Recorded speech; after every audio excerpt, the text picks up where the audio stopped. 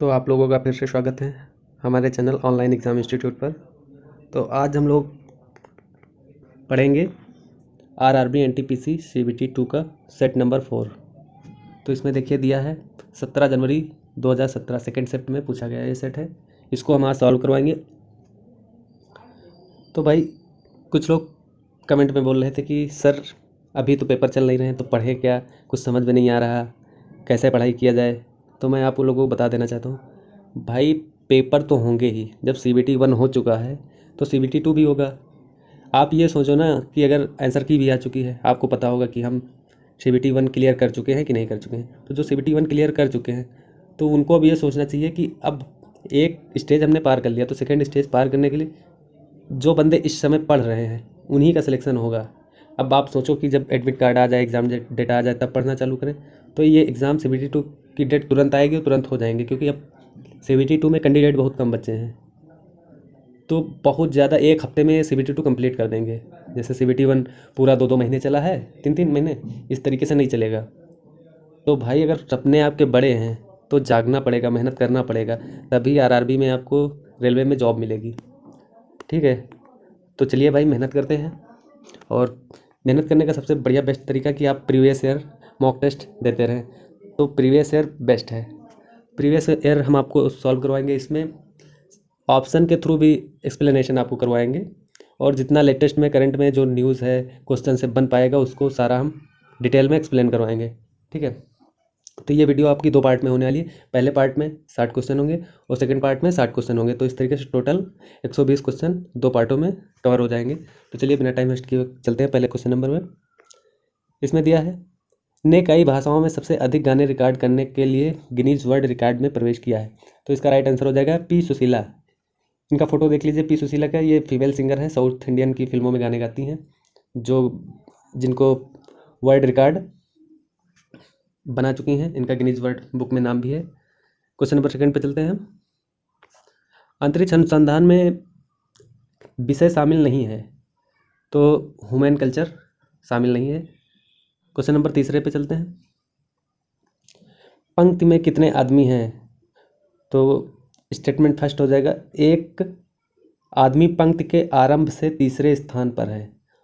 दूसरा हो जाएगा एक आदमी पंक्ति के बीच से 20वें स्थान पर। तो देखिए फर्स्ट और सेकंड तो नहीं होगा, क्योंकि आदमी का नाम नहीं दिया है और आदमी की केवल एक पोजीशन दी है, तो कोई भी आदमी हो सकता है। लेकिन तीसरे पॉइंट में देखिए एक आदमी अंत से 7वें स्थान और प्रारंभ से 17वें स्थान पर है, तो इससे आपको पता चल जाएगा कि पंक्ति में कितने आदमी हैं।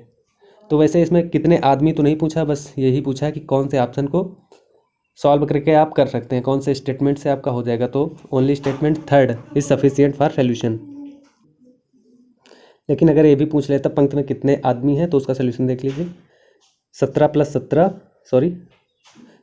7 -1 करेंगे तो 13 आदमी आ जाएंगे। ठीक है, क्वेश्चन नंबर 4 पे चलते हैं। क्लोरोफ्लोरोकार्बन का उपयोग में नहीं किया जाता है, तो क्लोरोफ्लोरोकार्बन का प्रयोग मिक्सर एंड ग्राइंडर में नहीं किया जाता, और तो सब में किया जाता है, रेफ्रिजरेटर में, एयर कंडीशन और पैकिंग मटेरियल में। तो क्लोरोफ्लोरोकार्बन का एक और दूसरा नाम है जिसको प्रियान गैस भी कहते हैं। और क्लोरोफ्लोरोकार्बन के ऊपर एक वियना संधि भी हुई है जो 1988 में लागू की गई थी। ये क्यों लागू की गई थी? क्योंकि जो ओजोन परत के संरक्षण के लिए ये पर्यावरण समझौते में इसको लागू किया गया था। ठीक है, तो अब ये क्लोरोफ्लोरोकार्बन नहीं यूज होती, इसकी जगह पर अब हाइड्रोफ्लोरोकार्बन सब लोग यूज करते हैं, क्योंकि क्लोरोफ्लोरोकार्बन से ओजोन लेयर में छिद्र होने लगे थे। ठीक है, जिससे कि पृथ्वी पर अल्ट्रावायलेट किरणें आने लगी थी। तो क्वेश्चन नंबर 5 पे चलते हैं। Complete the analogy. तो इसमें दिया है निरीक्षर। निरीक्षर का अपोजिट शिक्षित हो जाएगा, उसी तरीके से बाढ़ का अपोजिट सूखा हो जाएगा। क्वेश्चन नंबर 6 पे चलते हैं। तीरंदाजी निम्नलिखित में से किस देश का राष्ट्रीय खेल है? तो इसका राइट आंसर हो जाएगा भूटान। देखिए राष्ट्रीय खेल पूछा है भूटान का, मतलब ये भारत का पड़ोसी देश है।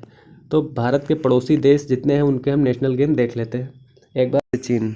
चीन का जो नेशनल गेम है वो टेबल टेनिस है, और चीन की राजधानी क्या है? बीजिंग। बांग्लादेश का नेशनल गेम कबड्डी। म्यांमार का चिनलोन।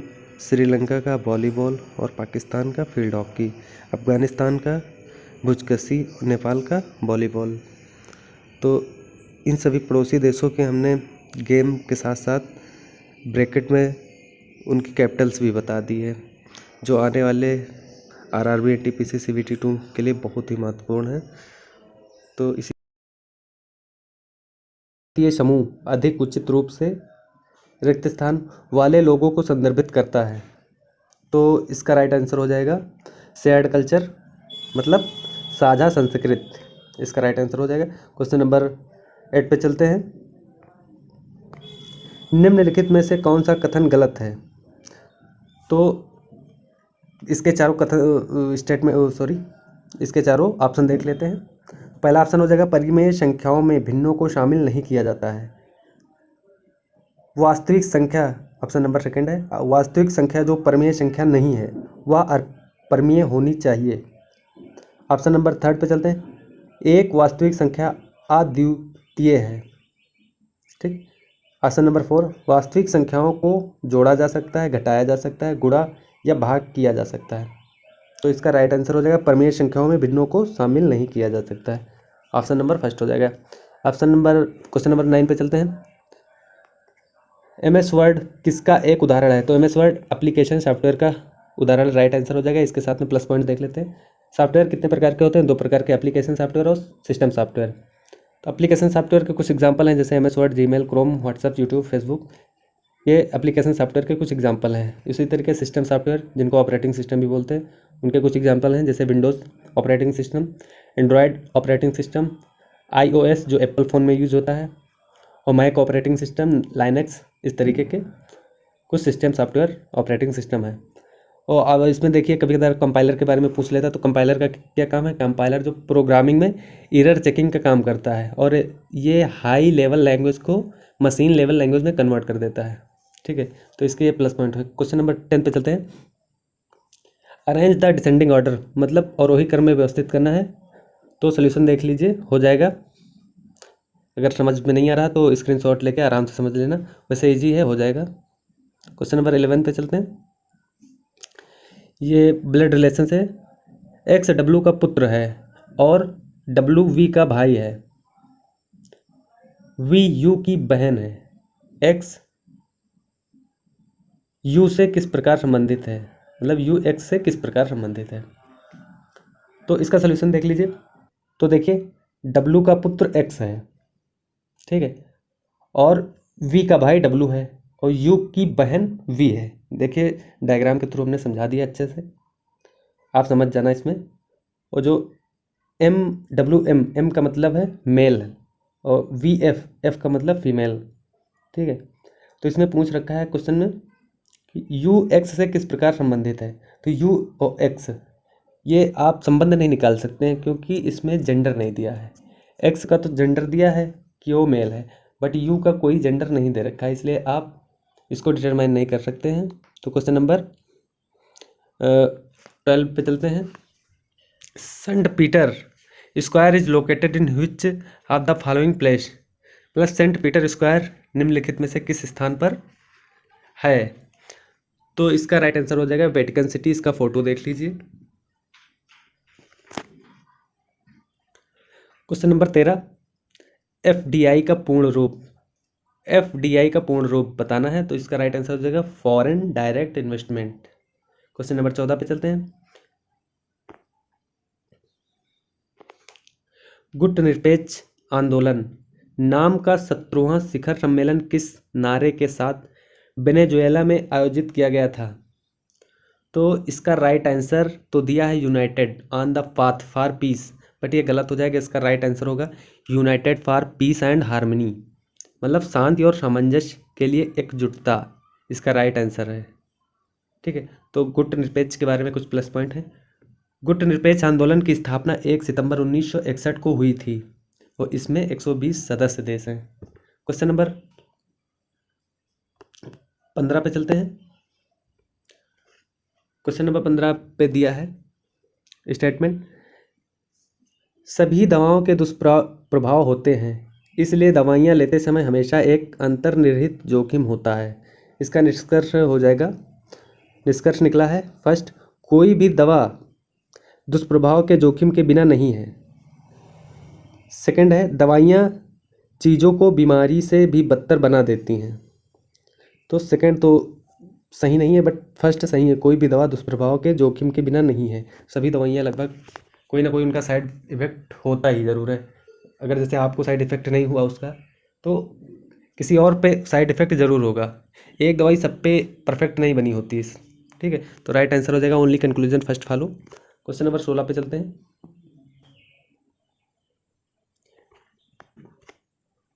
निम्नलिखित में से किसके पास एक अवसान दशमलव मतलब टर्मिनेटिंग डेसिमल विस्तार है?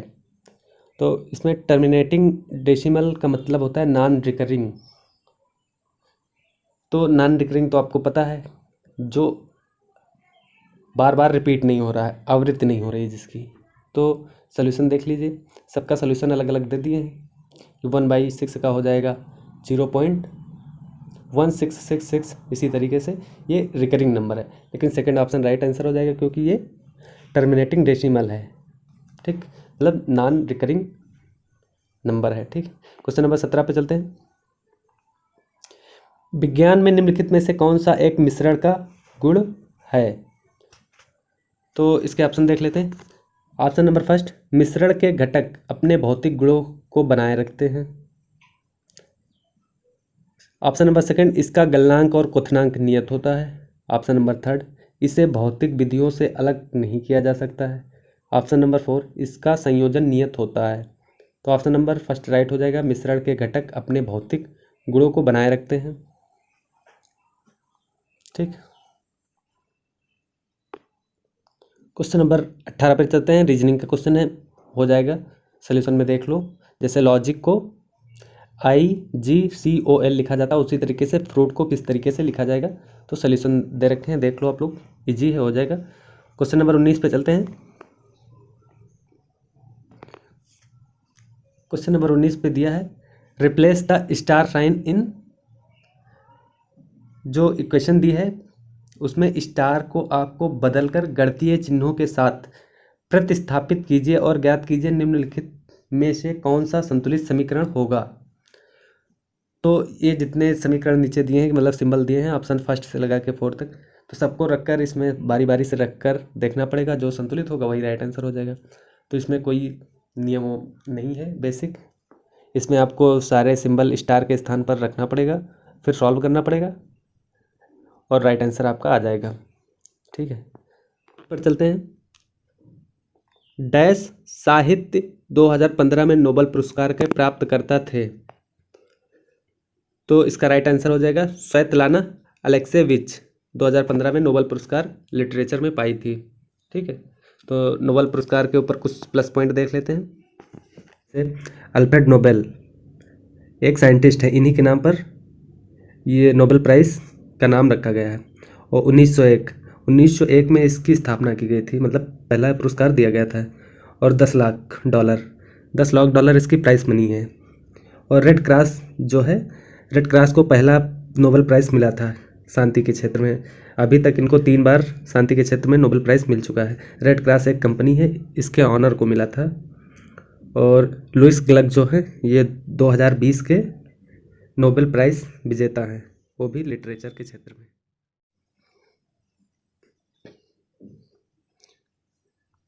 क्वेश्चन नंबर 21 पे चलते हैं। सिंप्लीफाई, इसको सिंप्लीफाई करना है, सोल्यूशन देख लो, इजी है, बोर्ड पास लगाना है और कुछ नहीं, हो जाएगा। क्वेश्चन नंबर 22 पे चलते हैं, इसको भी सॉल्व करना है, बोर्ड मास पे है, हो जाएगा। सोल्यूशन देख लो, स्क्रीनशॉट ले लो, कर लेना। क्वेश्चन नंबर 23 पे चलते हैं, इसका सोल्यूशन देख लो, ये करवाते हैं। इसमें दिया है if tan = 1/√5 then find the value of cosec square theta. ठीक, cosec स्क्वायर थीटा निकालना है। तो सबसे पहले इसमें जो लाल बटे कक्का के फार्मूले से हम लोग cosec थीटा की वैल्यू निकाल लेंगे। cosec थीटा हो जाएगा कर्ण अपान लंब। तो कर्ण अपान लंब तो हो जाएगा, लेकिन इसमें tan थीटा की वैल्यू दी है, मतलब tan थीटा की वैल्यू दी है, मतलब लंब और आधार की वैल्यू दी है तो कर्ण की वैल्यू निकाल लेंगे, √6 हो जाएगा, जैसा देखो ट्रायंगल में हमने दिखाया है। फिर कॉसेक थीटा की वैल्यू रखेंगे √6/1, लंब 1 हो जाएगा, कर्ण √6 हो जाएगा। तो कॉसेक स्क्वायर थीटा का स्क्वायर कर देंगे तो आंसर आ जाएगा 6। क्वेश्चन नंबर नेक्स्ट पे चलते हैं। गौरव घेई इज एन इंडियन। तो गौरव घेई जो हैं इनकी फ़ोटो देख लो। गौरव घेई जो हैं ये एक गोल्फर हैं और ये इसलिए इम्पोर्टेंट हैं। गौरव घेई ने एशियन सीनियर टूर इवेंट 2019 में थाईलैंड के बैंकॉक गोल्फ कोर्स में एशियन सीनियर टूर्नामेंट इवेंट को जीता था। ठीक, इसलिए इम्पोर्टेंट है। 2019 में एशियन सीनियर टूर इवेंट को इन्होंने जीता था, इसलिए इम्पोर्टेंट है। ठीक है, और गोल्फ से रिलेटेड एक क्वेश्चन और पूछा गया था सेट 1 में, जिसकी वीडियो हमने अपलोड कर दी है। ठीक है, तो इम्पोर्टेंट है, उसमें भी पूछा था गोल्फ से रिलेटेड, तो रिपीटेड क्वेश्चन है। तो गोल्फ से करंट अफेयर में क्वेश्चन एक बन रहा है, उसको देख लेते हैं। जो वर्ल्ड गोल्फ चैंपियनशिप 2021 वो कहाँ पर खेला गया था? तो फ्लोरिडा जो यूएस में है वहाँ पर खेला गया था। तो ये आपसे पूछ सकता है वर्ल्ड गोल्फ चैंपियनशिप 2021 कहाँ खेला गया था? तो यूएस के फ्लोरिडा में खेला गया था। ठीक, क्वेश्चन नंबर 25 है। Question number 25, the Indian railway board act was passed in the year. भारतीय रेलवे बोर्ड अधिनियम को किस वर्ष में पारित किया गया था? तो इसका राइट आंसर हो जाएगा 1905। ठीक है, तो रेलवे खुद अपने रेल के बारे में काफ़ी क्वेश्चन पूछता है, जैसे इसमें रेलवे बोर्ड के बारे में पूछा है, कहीं पर पूछ लेता है रेलवे का शुभंकर प्रतीक क्या है, जो भोलू हाथी है। ठीक, और अर्ध लग्जरी ट्रेनों के बारे में पूछ लेता है, और जो वर्ल्ड हेरिटेज में रेलवे की कुछ इंजन है उनके बारे में पूछ लेता है। तो इसी तरीके के जितने क्वेश्चन पूछा है रेलवे CBT 2 में खुद अपने बारे में, उनकी एक कंप्लीट वीडियो हम अलग से बना देंगे, आप लोग जाके बाद में देख लेना। ठीक है, तो रेलवे के बारे में एक और प्लस पॉइंट है, रेल मंत्रालय और रेलवे बोर्ड रेल भवन नई दिल्ली में स्थित है, ये ध्यान रखेंगे। क्वेश्चन नंबर 26 पे चलते हैं। सबसे उपयुक्त विवरण का चयन कीजिए। राष्ट्रीय कृषि और ग्रामीण विकास बैंक एक है, तो इसका राइट आंसर हो जाएगा सुपरवाइजरी इंस्टीट्यूशन, मतलब पर्यवेक्षी संस्था। ठीक है, तो कभी कदार नाबार्ड का फुल फॉर्म पूछ लेता है, तो इसमें देखो दे रखा है national bank for agriculture and rural development. ठीक है, इसका हेडक्वार्टर मुंबई में है, प्लस पॉइंट है, ये भी याद रखेंगे। क्वेश्चन नंबर 27 पे चलते हैं। लाला लाजपत राय रिक्त स्थान से थे, तो मतलब लाला लाजपत राय कहाँ से थे? तो ये पंजाब से थे। इनका फ़ोटो देख लो। इन्हें पंजाब केसरी के नाम से भी जाना जाता था, और इन्हें 1920 के कलकत्ता अधिवेशन में भारतीय राष्ट्रीय कांग्रेस का अध्यक्ष चुना गया था। तो 1920 में कलकत्ता अधिवेशन में भारतीय राष्ट्रीय कांग्रेस का अध्यक्ष चुना गया था। ये भी पूछा जाता है किसको? लाला लाजपत राय को। तो लाला लाजपत राय आर्य समाज और हिंदू समाज के सुधार आंदोलन का नेतृत्व भी किया इन्होंने। ठीक है, तो प्लस पॉइंट ये सब याद रखेंगे। 28 नंबर क्वेश्चन, बेन किंग्सले से संबंधित है, तो इसका राइट आंसर हो जाएगा चलचित्र, मतलब मोशन पिक्चर। तो बेन किंग्सले जो हैं ये एक ब्रिटिश एक्टर हैं जो इंडियन फिल्म इंडस्ट्री में भी काम कर चुके हैं, इसलिए इनको पूछा गया है। इसलिए ये फेमस है क्योंकि जो 1982 में एक फिल्म आई थी गांधी, तो गांधी मूवी में इन्होंने मेन रोल किया था गांधी जी का। फ़ोटो देख लो, इसलिए फेमस है। ठीक है, तो क्वेश्चन नंबर 29 पे चलते हैं। 29 में दिया है G और H 30 दिनों में एक कार्य कर सकते हैं। यदि H अकेले इसे 50 दिनों में कर सकता है तो G अकेले कितने दिनों में कर सकता है? रिक्त स्थान में बताना है कितने दिनों में कर सकता है। तो सॉल्यूशन देखिए, इजी है क्वेश्चन। G और H दोनों मिलकर 30 दिन में काम करते हैं, H अकेला उसी काम को 50 दिन में करता है, तो 30 और 50 का एलसीएम लेंगे तो 150 आ जाएगा, जो टोटल काम है। ठीक है, टोटल काम है। तो एच उसी काम को अकेले 30 दिन में करेगा, मतलब सॉरी, एच पर डे काम कितना करता है 3, और जी और प्लस एच दोनों एक साथ मिलकर काम करते हैं, तो 5 काम एक दिन में कर लेते हैं। तो एक दिन में टोटल वो लोग 8 काम करेंगे, ठीक है।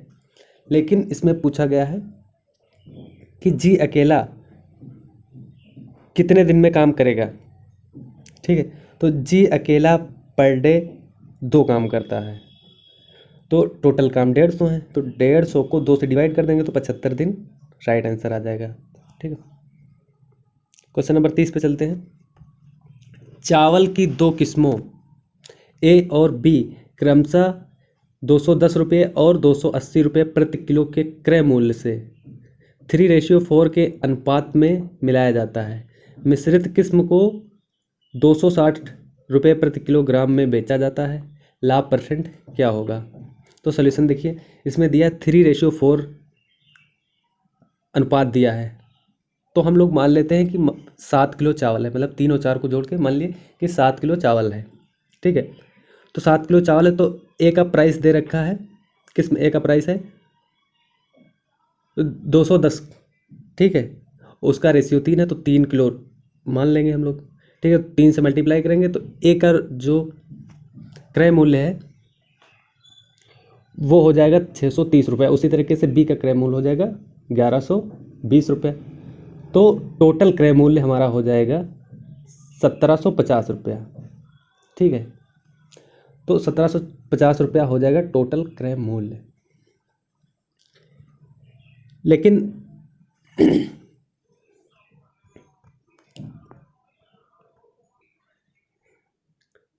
फिर देखते हैं जो मिश्रित किस्म का चावल है तो उसकी लागत मतलब क्रय मूल्य कितना हो गया, उसका कास्ट प्राइस। तो 1750 का 7 किलो है, तो उसको 7 से डिवाइड कर देंगे तो 250 रुपया उसका लागत मूल्य आ जाएगा, मतलब क्रय मूल्य, ठीक है। अब उसी चावल मिश्रित चावल को 260 रुपये में बेचना है, तब लाभ कितना होगा। तो परसेंटेज लाभ देख लीजिए, परसेंटेज लाभ कितना हो रहा, तो 250 की खरीद है, 260 पे बेचा जा रहा है, 10 रुपये का खरीद है, सॉरी 10 रुपये का लाभ मिल रहा है, कितने पे 250 पे। परसेंटेज निकाल लेंगे, 4% आ जाएगा, ठीक। क्वेश्चन नंबर नेक्स्ट पे चलते हैं। तो क्वेश्चन नंबर 31 पे चलते हैं। ये क्वेश्चन नंबर ब्लड रिलेशन से पूछा गया है। बी सी का इकलौता पुत्र है, तो देखिए सोल्यूशन भी साथ में देख लीजिए। बी सी का इकलौता पुत्र है, तो पुत्र को हमने दिखा दिया है BM से, मतलब मेल है। फिर जिसकी कोई पुत्री नहीं है, तो कोई पुत्री नहीं है, ठीक है। फिर दे रखा है के सी के पोते की पत्नी है, के जो है वो सी के पोते की, मतलब सी का पोता कब होगा, जब बी की कोई औलाद होगी, ठीक है।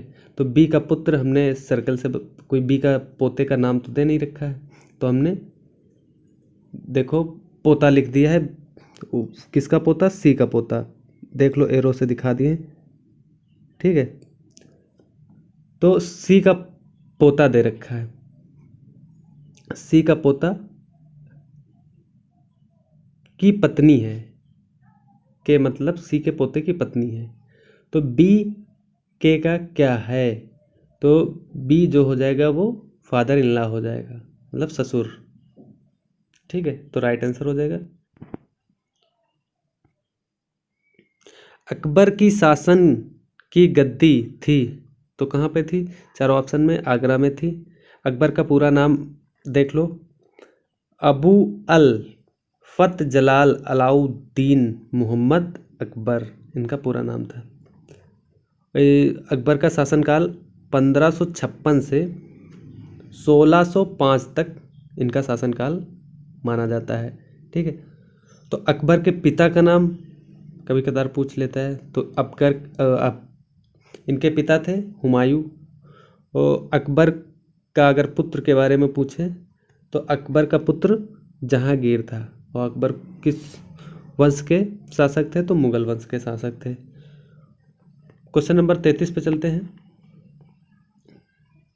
क्वेश्चन नंबर 33, ये इजी है क्वेश्चन। तो इसमें दे रखा है कि एक गोलाकार मैदान जिसकी त्रिज्या 7 मीटर है, 3.5 मीटर चौड़ाई वाले पथ से घिरा हुआ है तो पथ का क्षेत्रफल ज्ञात कीजिए। ठीक है, देखिए डायग्राम में हमने पहले 7 मीटर के रेडियस वाला एक गोलाकार मैदान बना दिए, फिर जो पथ दे रखा है 3.5 मीटर वाला वो पथ बना दिए। तो पथ का क्षेत्रफल ज्ञात करना है तो जो बड़ा वाला सर्कल बन रहा है उसका एरिया निकाल लेंगे, जो अंदर वाला मैदान है उसका एरिया निकाल के बड़े वाले सर्कल से छोटे वाले को घटा देंगे, एरिया से निकल आएगा। इजी है, देख लो सोल्यूशन। ठीक है, फार्मूला बेस से हो जाएगा, हाई स्कूल का क्वेश्चन है। फिर क्वेश्चन नंबर 34 पे चलते हैं। क्वेश्चन नंबर 34 में दे रखा है, देखिए पी, क्यू और आर क्रमशः 10, 15 और 30 दिनों में एक कार्य को कर सकते हैं। पी प्रतिदिन कार्य करता है। पहले दिन की शुरुआत से क्यू और आर मिलकर एकांतर दिनों में पी के साथ कार्य करते हैं। एकांतर दिनों मतलब एक दिन काम करेंगे एक दिन नहीं करेंगे। ठीक है, इस तरीके से इसमें दे रखा है 3 व्यक्ति हैं, पी, क्यू और आर। तो पी किसी काम को 10 दिनों में कर सकता है, क्यू जो है उसी काम को 15 दिन में कर सकता है, आर उसी काम को 30 दिन में कर सकता है। तो अगर टोटल काम निकालना है तो इन तीनों का एलसीएम ले लेते हैं हम लोग, तो टोटल काम 30 आ जाएगा।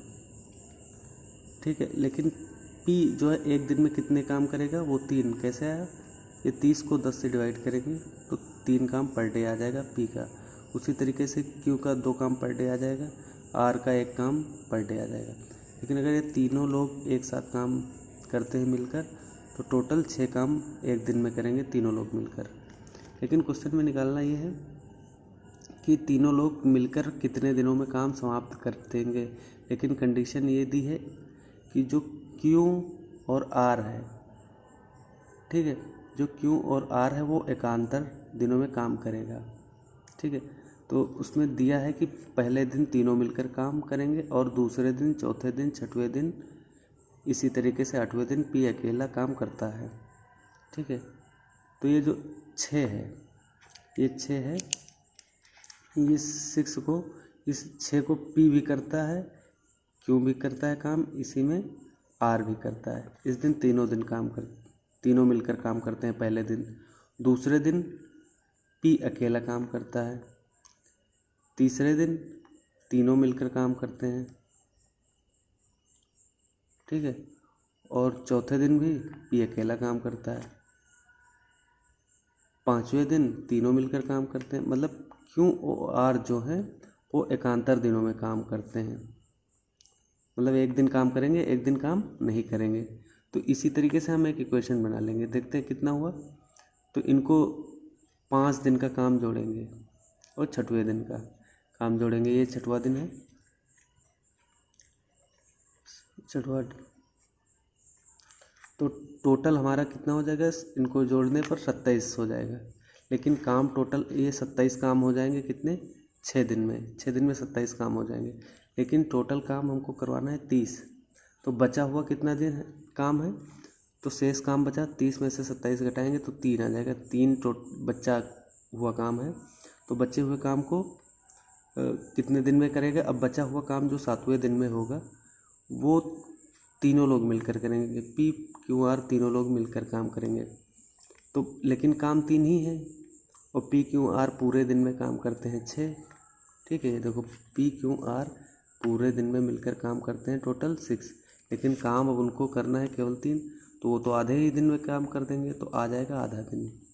और इसी आधे दिन को हम लोग यहाँ 6 दिन में जोड़ देंगे तो टोटल काम 6.5 दिन में कंप्लीट हो जाएगा। तो इस तरीके से हमारा सलूशन निकल आएगा। क्वेश्चन नंबर 35 पे चलते हैं। श्रृंखला में लुप्त अक्षर ज्ञात करना है। तो देखिए सॉल्यूशन, मतलब b से -2 हुआ है तो हो जाएगा z, फिर z से -3 हुआ है तो w हो जाएगा, फिर w से -4 हुआ तो s, उसी तरीके से -5 -6 करेंगे तो n के बाद आ जाएगा h, तो राइट आंसर h हो जाएगा। क्वेश्चन नंबर 36 पे 14:6:28 में चौथा अनुपातिक क्या है, मतलब फोर्थ प्रोपोर्शनल निकालना है। तो ये क्वेश्चन जो है सेट 3 में भी पूछा गया था, क्वेश्चन नंबर 30 पे। तो ये रिपीटेड क्वेश्चन है, बस संख्या बदली है बस। तो देख लीजिए इसका सलूशन। तो इसके साथ साथ में आप लोग 2 और फार्मूले देख लीजिए जो मध्यानुपाती कभी कदार पूछ ले आपसे। तो मध्यानुपाती का फार्मूला हो जाएगा A/X, फिर प्रोपोर्शनल X/B। तो इसमें मध्यानुपाती पूछेगा तो x की वैल्यू आपको निकालना है, ठीक है। तृतीयानुपाती भी पूछ सकता है, तो तृतीयानुपाती का फार्मूला देख लो, A/B प्रोपोर्शनल B/X। तो इसमें भी x की वैल्यू निकालना है। और फोर्थ प्रोपोर्शनल तो देखो इसमें निकाल के क्वेश्चन में ही पूछा है, दिखा दिए हैं। तो ठीक है, क्वेश्चन नंबर 37 पे चलते हैं, कंप्लीट द एनालॉजी। तो ये भी देख लेते हैं। जैसे C से G हुआ मतलब +4, फिर D से A हुआ मतलब -3। इसी प्रकार नेक्स्ट पे चलेंगे तो P से +4 कर देंगे तो T हो जाएगा, और Q से -3 कर देंगे तो N हो जाएगा। तो राइट आंसर 4 हो जाएगा। तो क्वेश्चन नंबर 38 पे चलते हैं। इसमें पूछा है IUCN संकटग्रस्त प्रजातियों के वर्गीकरण में रिक्त स्थान प्रजाति नहीं है। तो 4 ऑप्शन दिए हैं, हानिकारक, विलुप्त, असुरक्षित, संकटग्रस्त। तो राइट आंसर हो जाएगा हानिकारक। क्वेश्चन नंबर 39 पे चलते हैं। 8% प्रति वर्ष की दर से जमा राशि पर 8 साल के लिए साधारण ब्याज 16,000 रुपये, 2 वर्ष के लिए ब्याज की उपरोक्त दर के 1/4 पर उसी राशि पर चक्रवृद्धि ब्याज क्या होगा। तो कंपाउंड इंटरेस्ट निकालना है कब, जब जो 8% दिया है, ठीक है, 8% दिया है, जब उसका 1/4 कर दिया जाएगा, ठीक है, 1/4 दे रखा है, रेट दर 1/4 कर दी जाए तो मतलब 2% हो जाएगा, और टाइम 2 वर्ष के लिए। तो पहले मूलधन निकाल लेंगे साधारण ब्याज से, क्योंकि साधारण ब्याज दे रखा है। तो सिंपल इंटरेस्ट PRT × 100 हो जाएगा। तो सिंपल इंटरेस्ट 16,000 दे रखा है, वहाँ से P निकाल लेंगे तो P की वैल्यू आ जाएगी, मतलब प्रिंसिपल मूलधन 25,000 आ जाएगा। फिर 25,000 आ गया है तो अब कंपाउंड इंटरेस्ट निकल आएगा, क्योंकि रेट 2% और टाइम 2 साल दिया है। तो कंपाउंड इंटरेस्ट के फार्मूले पे वैल्यू रख देंगे तो हमारा कंपाउंड इंटरेस्ट आ जाएगा 1,010 रुपया। राइट आंसर ऑप्शन नंबर 3, ठीक। क्वेश्चन नंबर 40 पे चलते हैं। दिए गए कथनों का अध्ययन कीजिए और उनके आधार पर सही उत्तर विकल्प का चयन कीजिए। तो कथन नंबर दे रखा है, देखो, V A से छोटा नहीं है, ठीक, और D V से छोटा है। थर्ड है A D से छोटा है। तो तीनों को मिलाने से हमें ये निकल रहा है, इसका एक इक्वेशन मिल जाएगी, A D V प्राप्त होता है, ठीक है। तो इससे अगर देखेंगे तो इससे ऑप्शन नंबर सेकेंड राइट हो जाएगा, क्योंकि इसी में दिया है A shorter than V and V, क्योंकि इक्वेशन जो देखो बनाए हैं जो तीनों कथन है उससे तो यही संतुलित हो रहा है कि A जो है D से भी छोटा है और V से भी छोटा है, ठीक। तो राइट आंसर सेकेंड हो जाएगा। क्वेश्चन नंबर नेक्स्ट पे चलते हैं, 41 नंबर। 41 नंबर क्वेश्चन, निम्नलिखित में से कौन भारत में पूंजीगत लाभ कर शब्द का उत्कृष्ट वर्णन करता है।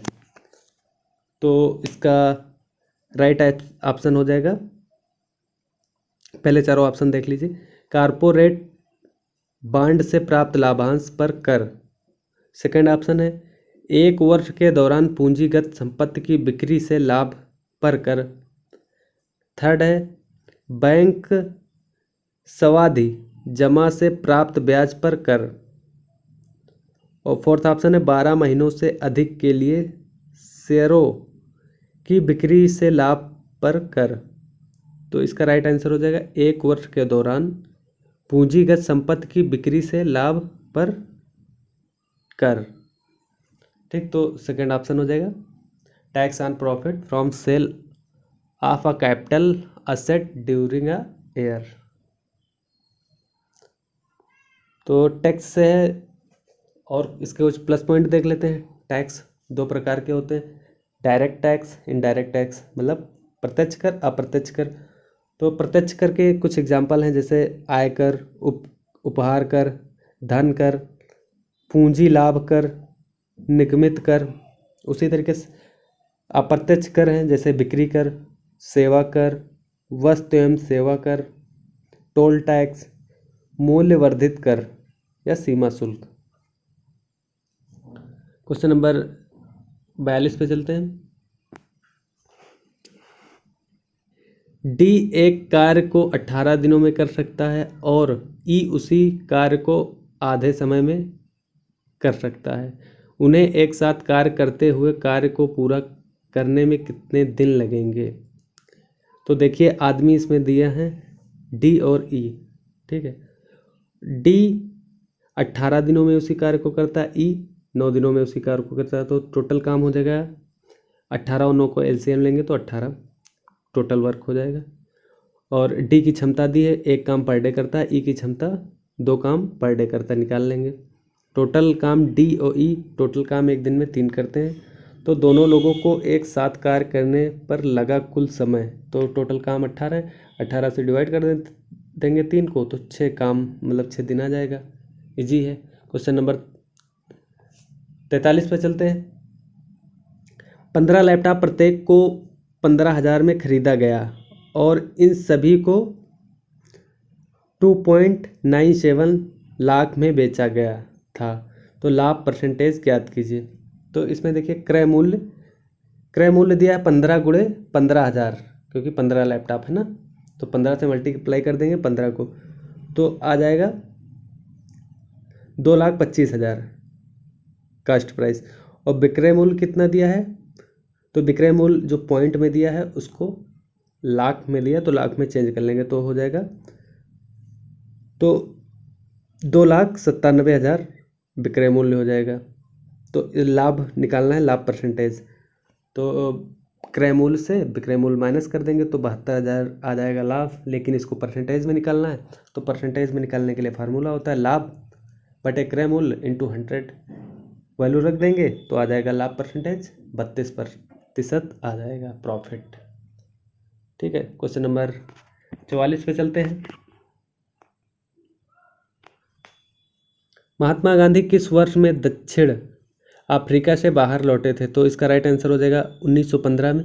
But Mahatma Gandhi most important है, इनसे हर एक एग्ज़ाम में कोई ना कोई एक क्वेश्चन पूछता है, इसलिए इनके जितने भी इम्पोर्टेंट प्लस पॉइंट हैं उनको देख लेते हैं। तो जैसे अंतर्राष्ट्रीय अहिंसा दिवस 2 अक्टूबर को मनाया जाता है। ठीक है, इनके जन्मदिन पर अंतर्राष्ट्रीय अहिंसा दिवस मनाया जाता है। तो इनका कार्यकाल देख लेते हैं, मतलब ये मतलब अपने टाइम में क्या क्या किए हैं सीरियल वाइज से। जैसे 1915 में ये दक्षिण अफ्रीका से वापस आए, तो इसमें क्वेश्चन में पूछा भी है दक्षिण अफ्रीका से कब वापस आए, तो कब 1915 में दक्षिण अफ्रीका से आए हैं। फिर दक्षिण अफ्रीका से आने के बाद 1919 में इन्होंने रॉलेट एक्ट आंदोलन शुरू किया था। फिर 1921 में भारतीय राष्ट्रीय कांग्रेस की बागडोर संभाली। फिर 1930 में नमक सत्याग्रह आंदोलन किया, जिसको सविनय अवज्ञा आंदोलन के नाम से जानते हैं। इसे नमक के ऊपर कर हटाने के लिए शुरू किया गया था, जो सविनय अवज्ञा आंदोलन है। फिर 1942 में भारत छोड़ो आंदोलन इन्होंने शुरू किया था। इसके साथ साथ में इन्होंने कुछ न्यूज़पेपर भी लिखे हैं, जैसे हरिजन, इंडियन ओपिनियन, यंग इंडिया, और एक मासिक पत्रिका भी लिखी जैसे नवजीवन मासिक पत्रिका। और क्वेश्चन नंबर 45 पर चलते हैं। क्वेश्चन नंबर 45 पे दे रखा है चक्रवृद्धि ब्याज पर 8% प्रति वर्ष पर एक राशि जमा की जाती है। यदि प्रथम वर्ष का ब्याज 72 रुपये है, दूसरे वर्ष के लिए ब्याज राशि ज्ञात कीजिए। तो देखिए दूसरे वर्ष की ब्याज राशि पूछ रखा है, तो कंपाउंड इंटरेस्ट अगर निकालेंगे इस तरीके से, तो पहले साल का ब्याज प्लस ब्याज का ब्याज, मतलब जो रियल में अगर कंपाउंड इंटरेस्ट होता है तो यही होता है, मतलब ब्याज का ब्याज। सिंपल इंटरेस्ट जो होता है केवल वो मूल मतलब प्रिंसिपल पर ही ब्याज लेता है, लेकिन कंपाउंड इंटरेस्ट ब्याज पर भी ब्याज लेने लगता है। तो पहले साल में तो 72 रुपया दे रखा है, तो इस दूसरे साल में ब्याज का ब्याज, तो पहले साल का ब्याज 72 प्लस 72 का 8%। तो इस तरीके से सॉल्व करेंगे तो आ जाएगा दूसरे साल का, इसमें पूछा है दूसरे वर्ष के लिए ब्याज राशि ज्ञात कीजिए, तो दूसरे वर्ष के लिए आ जाएगा 77.76 रुपया। ठीक, तो थर्ड ऑप्शन सही हो जाएगा। क्वेश्चन नंबर 46 पे, कंप्लीट द एनालॉजी, मतलब शोक का अपोजिट है खुशी, तो उसी तरीके से संशय का हो जाएगा आत्मनिर्भर, अपोजिट। ठीक है, क्वेश्चन नंबर 47 पे चलते हैं। 47 नंबर क्वेश्चन पे है, एन के पास के से पी रुपया अधिक है, एन और के पास उपलब्ध कुल राशि क्यों रुपया है, के पास कितना रुपये हैं। तो इसमें मान लीजिए के पास उपलब्ध राशि x रुपया है, तो जो n के पास उपलब्ध राशि हो जाएगी वो x प्लस p हो जाएगी। ठीक, क्योंकि n से p ज़्यादा है। ठीक है, फिर के पास उपलब्ध राशि हो जाएगी n और के पास उपलब्ध कुल राशि माइनस n के पास उपलब्ध राशि। ठीक है, तो इस तरीके से के पास हमने माना है x, तो x equal to Q minus X P, solve करेंगे तो x की वैल्यू आ जाएगी क्यू माइनस पी अपान 2। तो के पास कितना रुपया है, तो इस तरीके से निकाल लेंगे। क्वेश्चन लीजिए, बस थोड़ा कैलकुलेशन बेस है बस। क्वेश्चन नंबर नेक्स्ट पे चलते हैं। Question number 48, find the value of x की वैल्यू निकालना है। तो सिंपल है, ये देखिए सॉल्यूशन में दे रखे हैं, सॉल्यूशन आप लोग देख लीजिए, हो जाएगा, एकदम इजी है। ठीक है, तो x की वैल्यू आ जाएगी 3/5। फिर क्वेश्चन नंबर 49 पे चलते हैं। देखिए ये तो क्वेश्चन जो मॉड का है, बहुलक का हर एक सेट में एक क्वेश्चन पूछता है, क्योंकि सिलेबस में भाई दे रखा है, तो सिलेबस तो उसको फॉलो करना ही यार RBNTPC को। तो ये तो है भाई, जो भी पेपर सेट कर रहा है वो सिलेबस से सेट कर रहा है, तो सिलेबस का मतलब कि जो ये प्रीवियस ईयर क्वेश्चन पेपर है सेम इसी तरीके से क्वेश्चन पेपर आएगा आप लोगों का। तो प्रीवियस ईयर सॉल्व करते रहें, जितने भी सेट हैं CBT 2 के हम सब सॉल्व करवाएंगे। 9 सेट हैं, 9 को टोटल अपलोड करवा देंगे सॉल्व करवा के। तो आप लोग सब एग्ज़ाम देने से पहले सारे सेट सॉल्व करके तभी जाना। ठीक है, तो इसका राइट आंसर हो जाएगा बहुलक, हो जाएगा 70, क्योंकि ये 3 बार आया है। ठीक, क्वेश्चन नंबर फिर 50 पे चलते हैं। अक्षर श्रृंखला में लुप्त पद ज्ञात कीजिए। तो A से C मतलब +2 हो रहा है, फिर D से G मतलब +3 हो रहा है। तो देखिए हमने सोल्यूशन में डायग्राम बना के दिखाया है, एकदम इजी है, हो जाएगा। ये भी सिंप्लीफिकेशन का है, बोर्ड मास रूल फॉलो करेंगे, हो जाएगा। इसका राइट आंसर आ जाएगा 25/2। सोल्यूशन देख लो, आराम से करना, हो जाएगा। इसी तरीके के नंबर, अगर इसी तरीके के क्वेश्चन हम लोग जल्दी से सॉल्व करेंगे तब टाइम बचाता है, और यही क्वेश्चन स्कोर बढ़ाते हैं, क्योंकि क्वेश्चन एकदम इजी है और इसी तरीके का पेपर आएगा CBT 2 में। तो आप लोग टेंशन न लें, बस निरंतर प्रैक्टिस करते रहें, क्योंकि अगर आप लोग बीच में प्रैक्टिस छोड़ दिए, एग्ज़ाम डेट नहीं आ रही है और आप लोग सोचे कि जब एग्ज़ाम डेट आएगी तब पढ़ेंगे, तब वही आप लोगों को गड्ढे में ले जाएगी। क्योंकि कंटिन्यू भले ही आप थोड़ा पढ़ो, 2 घंटे पढ़ो, 1 घंटे पढ़ो, लेकिन कंटिन्यूटी आप बनाए रहो। ठीक, बीच में छोड़ो मत। अगर छोड़ दिए तो आपकी वो जो स्पीड कम होगी ना, तब वहीं पर आप लोग मात खा जाओगे, और जो कंटिन्यू पढ़ रहा है वही बाजी मार ले जाएगा। ठीक है, तो चलिए क्वेश्चन नंबर 52 पे चलते हैं। निम्नलिखित में से कौन सा एक सर्वाहारी नहीं है? ठीक है, तो इसमें चूहा है, वो भी अनाज खाता है और मरे जीव जंतुओं को खाता है। चींटी भी अनाज खाती है और मरे हुए जीव जंतुओं को खाती है। भालू भी मांस खाता है, फल पत्ती अनाज भी खाता है। लेकिन जो सांप है वो केवल मीट ही खाता है, तो सांप हो जाएगा शाकाहारी, सॉरी मांसाहारी है।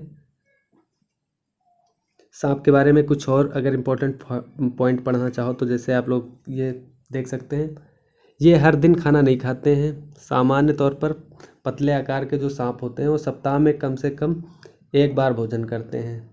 और एक अजगर या बोआ जो सांप होता है, आमतौर पर महीने में 1 या 2 अच्छे आकार का भोजन कर लेते हैं, बस उनका गुजारा हो जाता है। तो क्वेश्चन नंबर 53 पे चलते हैं। क्वेश्चन नंबर 53 दे रखा है, अगर P ratio Q ratio R equal to, sorry दे रखा है 1/3 रेशियो, 2/3 रेशियो, 1/4 है, और Q इक्वल टू 56 है, तो P माइनस R ज्ञात कीजिए। तो हम लोग जो माना PQR के मान क्रमशः x/3, 2x/3, x/4 हैं, तो जो Q हो जाएगा वो 2x/3 हो जाएगा, जो कि 56 दे रखा है। तो x की वैल्यू 84 आ जाएगी, तो 84 आ जाएगी, तो P माइनस R हो जाएगा x/3 माइनस x/4 जो हम लोगों ने माना है। ठीक है, x की वैल्यू रख देंगे यहाँ पे और सॉल्व करेंगे तो इसकी वैल्यू आ जाएगी 7। क्वेश्चन नंबर 54 पे चलते हैं। इसमें दे रखा है मिशन रफ्तार परियोजना किससे संबंधित है? तो ये रेल ट्रांसपोर्टेशन से संबंधित है। तो देखिए इसी क्वेश्चन में 3 क्वेश्चन रेल के ऊपर पूछ चुका है। ठीक है, जैसे रेलवे एक्ट के बारे में पूछा था, यहाँ मिशन रफ्तार परियोजना किससे संबंधित है, और एक क्वेश्चन याद नहीं आ रहा है या आगे शायद हो। तो क्वेश्चन नंबर 55 पे चलते हैं। रिक्त स्थान भरना है। को चश्मे से ठीक नहीं किया जा सकता है, तो नीचे 4 ऑप्शन दे रखे हैं। जरा दूरदृष्ट ऑप्शन फर्स्ट, दीर्घ दृष्ट सेकंड है, मोतियाबिंद और निकट दृष्ट दोष। तो इसमें मोतियाबिंद जो है चश्मे से ठीक नहीं किया जा सकता है। ठीक है, और इसमें जो दीर्घ दृष्ट मतलब जो दूर दृष्ट दोष होता है, उसको ठीक करने के लिए जो ऑप्शन नंबर सेकंड पे दिया है, उसको ठीक करने के लिए हम लोग उत्तल लेंस का प्रयोग करते हैं। और जो निकट दृष्टि दोष होती है, जिसको मायोपिया भी बोलते हैं, इसके निवारण के लिए अवतल लेंस का प्रयोग किया जाता है। ठीक है, क्वेश्चन नंबर 56 पे चलते हैं। 56 नंबर, ये टेबल से, हर एक सेट में टेबल से क्वेश्चन पूछता है और टेबल से कंटिन्यू 4 क्वेश्चन पूछता है। तो इसमें भी शायद 4 ही क्वेश्चन पूछा हो। हाँ, तो इस टेबल को देख लो ध्यानपूर्वक आप लोग। इसमें दे रखा है निर्वाचन क्षेत्र दे रखा है, और दल 1, दल 2, दल 3, दल 4, मतलब पार्टी 1, पार्टी 2, 3, 4, इस तरीके से 4 पार्टियाँ दी रखी हैं। और निर्वाचन क्षेत्र उनका दे रखा है पूर्व, दक्षिण, उत्तर, पश्चिम। ठीक है, तो इनको मतलब इस टेबल को कायदे से देख लेते हैं। फिर इसी टेबल पे जो क्वेश्चन बन रहा है वो देख लेते हैं। क्वेश्चन नंबर 56, कितने मतदानों से दल 4 ने दक्षिण निर्वाचन क्षेत्र को अगले सर्वोच्च दल से जीत लिया है? प्रतिद्वंदी का मतलब वो होता है जिसको एक पार्टी हरा के इलेक्शन जीतती है। ठीक, तो वैसे तो इसमें 3 पार्टियों को हराया गया है, लेकिन जो रन अप होती है, ठीक है, तो इसमें टेबल में देख लो, जो दल तीसरा है वो 108,000 वोट पाई है और दल चौथा जो है वो 210,000 वोट पाई है। तो इन्हीं दोनों के बीच में मेन लड़ाई थी इलेक्शन में। तो इनका डिफरेंस निकाल लेंगे, बस वही डिफरेंस पूछा है कि कितनी वोट से जीत हासिल की है। तो इनका डिफरेंस निकाल लेंगे तो हो जाएगा 1.02 लाख इतनी वोटों से। तो ऑप्शन नंबर सेकंड हो जाएगा इसका राइट। तो इसी टेबल से रिलेटेड ही क्वेश्चन अगला है। क्वेश्चन नंबर 57 पूछा है, किस दल ने जिले में एक से अधिक निर्वाचन क्षेत्र जीते हैं? तो टेबल में देख लेते हैं। तो टेबल में जितने दल हैं मतलब हाँ, टेबल में जितने दल हैं तो पूर्वी क्षेत्र में देखते हैं कौन सा दल जीता है। तो पूर्वी दल देख लेते हैं। तो पूर्वी दल में सबसे अधिक वोटें पाई हैं जो दल नंबर 1 है। और उसी तरह दक्षिणी क्षेत्र में देखेंगे तो कौन सा पार्टी जीती है, तो पार्टी 4। उत्तर में सेकंड पार्टी जीती है और पश्चिम में फोर्थ पार्टी जीती। तो देखेंगे तो इसमें पूछा है कि जिले में एक से अधिक निर्वाचन क्षेत्र किसने जीता है। तो पार्टी जो 4 है वो 2 बार विजयी हुई है इलेक्शन में, मतलब एक बार दक्षिण क्षेत्र में जीती है और एक बार पश्चिम क्षेत्र में जीती है। तो इसका राइट आंसर हो जाएगा ऑप्शन नंबर 4, पार्टी 4 है जो 2 बार जीती है इलेक्शन। अगला क्वेश्चन चलते हैं। क्वेश्चन नंबर 58, किस निर्वाचन क्षेत्र में सबसे अधिक मत मिले हैं? ठीक है, तो जितने निर्वाचन क्षेत्र हैं वो सबको ऐड कर लेंगे, फिर देखेंगे कितनी वोटें मतलब किस क्षेत्र में मिली हैं, वही राइट आंसर हो जाएगा। तो देखिए हमने पूर्व में जितनी वोटें मिली हैं सबको टोटल कर लिया, साउथ में जितनी मिली हैं, दक्षिण में जितनी मिली हैं और पश्चिम में, सब चारों क्षेत्रों को ऐड कर लिए हैं। तो देखते हैं सबसे ज़्यादा नॉर्थ में मिली हैं, मतलब उत्तर इसका राइट आंसर हो जाएगा। क्वेश्चन नंबर 59 ये भी टेबल से है। तो किस पार्टी ने सभी जिलों में सबसे अधिक वोटों की संख्या प्राप्त की है? ठीक है, तो इसमें देखिए जितनी 4 पार्टी हैं, चारों पार्टियों के टोटल मत निकाल लेंगे कि कितनी वोट पाए हैं चारों पार्टी अलग अलग। तो इसमें पूछा सबसे ज़्यादा किस पार्टी ने वोट पाई है, तो पार्टी 4 जो है वो सबसे अधिक वोट पाई है। ठीक है, तो इसका राइट आंसर हो जाएगा फोर्थ ऑप्शन, पार्टी 4। फिर क्वेश्चन नंबर 60 पे चलते हैं। 60 क्वेश्चन नंबर। तो देखिए क्वेश्चन में दे रखा है 6 व्यक्ति P, Q, R, S, T और U विभिन्न व्यवसाय से संबंधित हैं। उनमें एक व्यक्ति राजनीतिज्ञ, एक अभिनेता, एक बैंकर, एक पूर्व सैनिक, एक नर्स और एक गृहिणी है। तो निम्न जानकारी पर विचार कीजिए और इस पर आधारित प्रश्नों के उत्तर दीजिए। तो इस पर टोटल 3 क्वेश्चन पूछा है इसी से। तो जो कथन दिए हैं, 4 कथन दिए हैं, उन्हीं से इस क्वेश्चन को सॉल्व करते हैं। पहले बना लेते हैं कि पी को क्या बोला गया है और क्यू को क्या बोला गया है, मतलब इसी तरीके से जो 6 लोग हैं इनका व्यवसाय क्या है। तो पहले पॉइंट में दे रखा है आर एक पूर्व सैनिक है। तो जो आर है ये पूर्व सैनिक है, पूर्व सैनिक है। और दूसरा पॉइंट दे रखा है, उसी में दे रखा है आर एक पूर्व सैनिक है जो एक गृहिणी से विवाहित है। तो गृहिणी कोई भी हो सकती है, गृहिणी का नाम अभी नहीं दे रखा है कौन है। कथन 2 पे चलते हैं, क्यों एक अभिनेता है। क्यों एक अभिनेता है जिसका भाई टी एक राजनीतिज्ञ नहीं है, मतलब ये जो टी है ये राजनीतिज्ञ नहीं है, राजनीतिज्ञ नहीं है। लेकिन क्यों एक अभिनेता है ये बोला है, क्यों अभिनेता है, अभिनेता है। ठीक है, तो थर्ड पॉइंट पे चलते हैं, यू ना तो बैंकर है और ना ही राजनीतिक है। तो जो यू है ये ना तो बैंकर है ना ही राजनीतिज्ञ है, राजनीतिक भी नहीं है। ना तो बैंकर है, ना तो राजनीतिज्ञ है। ठीक है, राजनीतिक भी नहीं है। आर से राजनीतिक दिखा दे, उधर जगह नहीं है, ज़्यादा दिख नहीं रहा। तो यू ना तो बैंकर है, ना तो राजनीतिज्ञ है। ठीक है, और जो कथन नंबर 4 है उसमें दिया है पी आर की पत्नी है। मतलब जो पी है आर की पत्नी, पूर्व सैनिक जो है ये इसकी पत्नी कौन थी? गृहिणी। पॉइंट नंबर 1 में दिया है आर की पत्नी पी है और पूर्व सैनिक की पत्नी गृहिणी बताया था, तो पी एक गृहिणी हो जाएगा। तो पी एक गृहिणी है, गृहिणी है। ठीक है, तो क्वेश्चन अभी अधूरा बन पाया है। अब एस को हम देखेंगे। देखिए, राजनीतिक, टी राजनीतिक भी नहीं है, ना तो यू राजनीतिक है।